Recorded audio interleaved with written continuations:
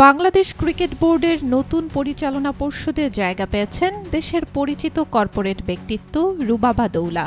তিনি বোর্ডের ইতিহাসে অন্যতম প্রভাবশালী নারী পরিচালক হিসেবে দায়িত্ব নিয়েছেন। এই নিয়োগকে বাংলাদেশে নারী নেতৃত্বের জন্য একটি বড় পদক্ষেপ হিসেবে দেখছেন ক্রীড়া বিশ্লেষকরা। রুবাবা দৌলা দীর্ঘদিন ধরে দেশের ব্যবসা ও কর্পোরেট জগতে কাজ করছেন। তিনি গ্রামীণফোনের সাবেক চিফ সার্ভিস অফিসার হিসেবে খ্যাতি অর্জন করেছেন। বর্তমানে তিনি বিভিন্ন সামাজিক ও উদ্যোক্তা উদ্যোগের সঙ্গেও যুক্ত।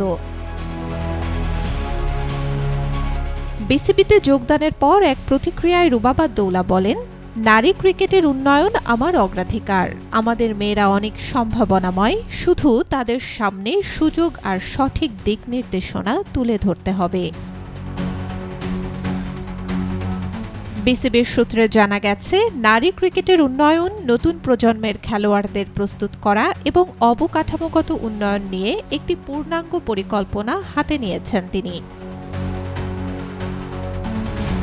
বাংলাদেশে নারী ক্রিকেট ইতোমধ্যেই এশিয়া কাপ সহ বিভিন্ন টুর্নামেন্টে সাফল্য অর্জন করেছে। রুবাবা দৌলার নেতৃত্বে এই সাফল্য আরও সম্প্রসারিত হবে বলে আশা করছেন ক্রিকেট প্রেমীরা। বিশ্লেষকরা বলছেন, রুবাবা দৌলা কর্পোরেট অভিজ্ঞতা ও কৌশলগত চিন্তাভাবনা দিয়ে বিসিবির নারী বিভাগের কার্যক্রমে নতুন মাত্রা আনতে পারবেন।